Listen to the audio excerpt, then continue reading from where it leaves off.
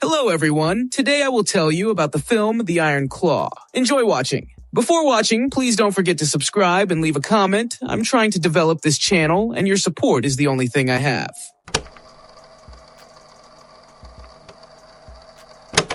The film, based on a true story, begins with a backstory. Wrestler Jack Fritz von Erich performs in the arena. Jack puts on a show for the crowd, supposedly beating up his opponent and finishing the fight with his signature fatality, the steel grip. After the performance, his wife Dory and 2 sons are waiting for him outside. Jack shows them a brand new car attached to the mobile home in which they live. He bought a car to look more respectable and earn more lucrative contracts. However, his wife is unhappy with the purchase, believing that they can't afford it. The story moves forward in time to 1979. Kevin, one of Jack's sons, starts the morning with a jog, after which he pumps iron to stay in shape.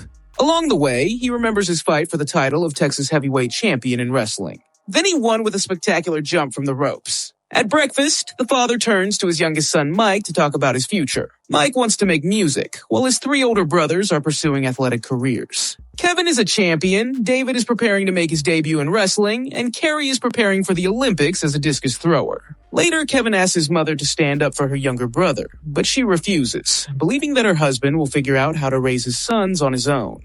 Kevin records an interview before an upcoming performance, where his brother is to debut with him.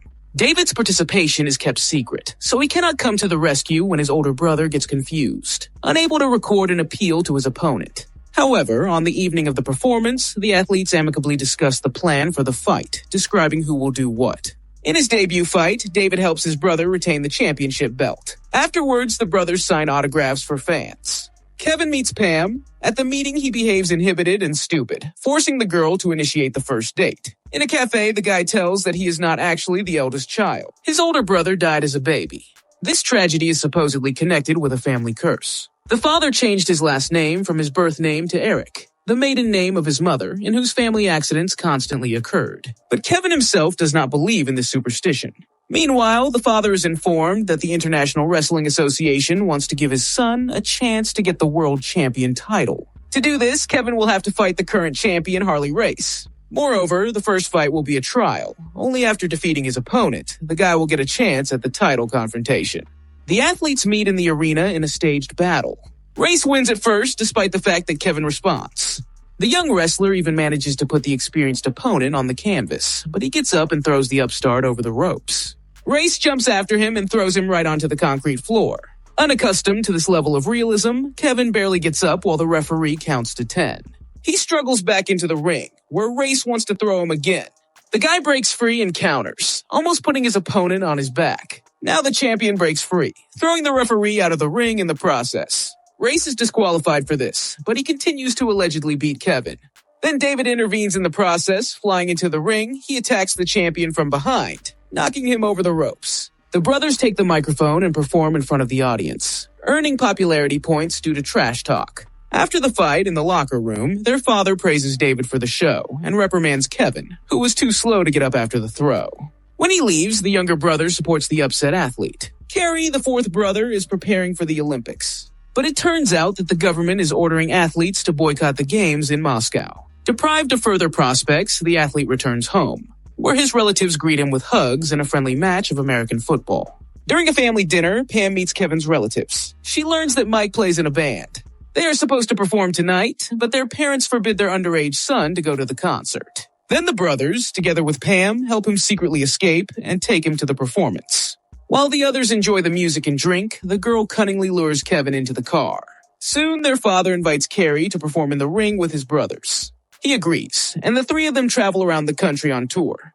They perform, train, practicing tricky punches and techniques, and also pump iron to stay in shape. David is responsible for representing the team, and his natural artistry makes him a brilliant showman. In 1983, having defeated the team Awesome Freebirds, the Von Erich brothers become world champions among trios. Speaking to the public, their father calls them the greatest family in the history of wrestling, and threatens that his sons will win individual champion belts. Such a chance soon arises. The promotion offers the charismatic David to fight for the belt, but first he needs to skate a mandatory program in different states, and even in Japan. Although David did not want to compete with Kevin, he agrees. Kevin himself, in parallel with his sports career, is establishing a life with Pam.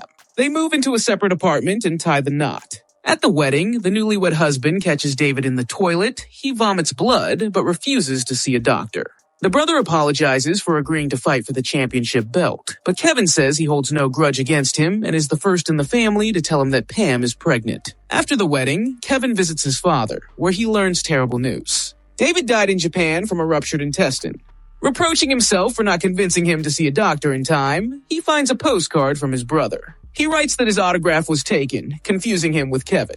At the funeral, the brothers, remembering their father's abandonment, that men do not cry, did not shed a tear.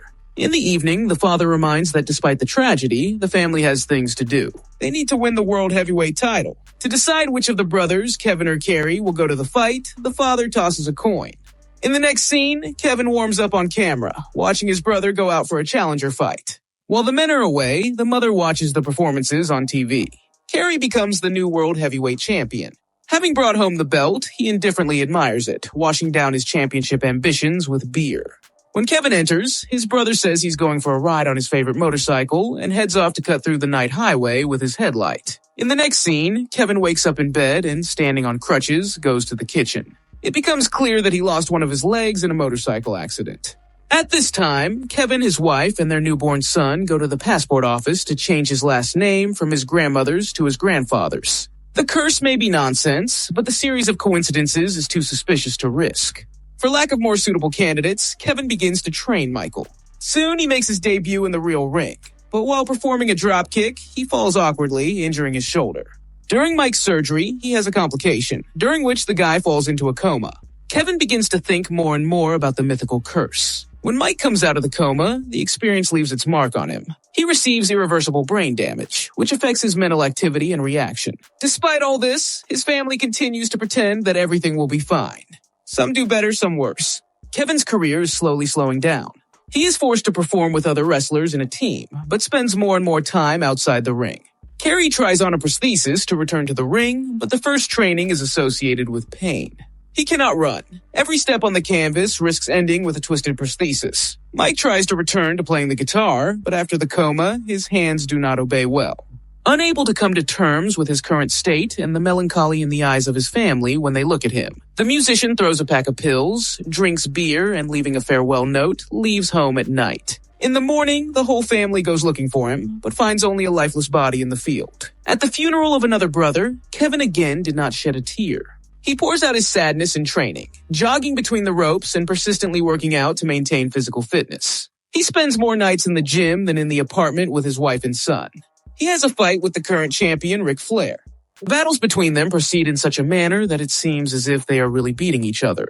But the ostentatious violence continues exactly until Kevin uses the signature family hold, the steel grip of claws. He ignores the referee's warning, clinging to the opponent's head until the guards pull him away.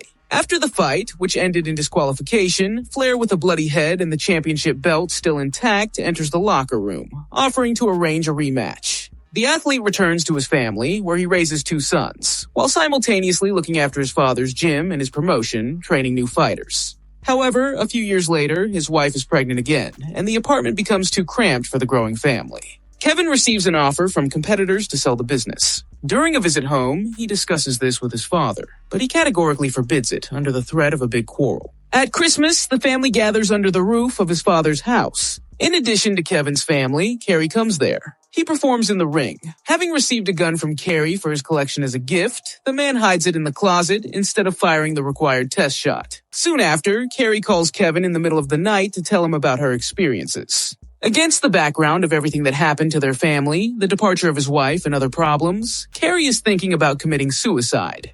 His brother asks where he is, promising to come for him, but he hangs up. The next day, Kevin goes home, where he finds an empty car and open doors. He hears a shot and runs to a huge oak tree, behind the trunk of which Kerry shot himself with a gifted gun. His father comes there too. Kevin blames him for the death. He attacks the old man, almost strangling him, but pulls himself together in time. Having picked up Kerry's body, the guy goes into the house where he puts it on the table. In the next scene, Kerry leaves the house, hopping on two legs. He floats in a boat along the river, leaving a coin as payment, the same one that once chose him to fight for the championship belt. His brothers, David and Mike, are already waiting for him on the wooden pier. With them is a little boy, Jackie's eldest brother, who died as a child. All the brothers hug while the last surviving Kevin mourns over Kerry's body. After that, Kevin sells the family business to competitors, despite his father's prohibition. His mother, having buried 4 of her 5 sons, became disillusioned with family life, preferring to paint, her long-standing hobby. Kevin, along with his children and pregnant wife, moves to a country house. Seeing his sons running around the lawn, he cannot hold back his tears, missing his brothers. Noticing this, the children run to him. He apologizes for crying, thinking that men don't cry, but the children, with childish spontaneity, remind him that they cry all the time. They ask their father why he is sad. Kevin admits that he has no brothers left. Then the sons say that they will become brothers to him, and the touched father goes to play ball with them, while the camera moves away higher and higher. The film ends with a historical note that in 2009, the Von Erich family was inducted into the Wrestling Hall of Fame, and is still considered the most outstanding family in this sport. Kevin and Pam have been married for 40 years, and live on a ranch with their 4 children and 13 grandchildren.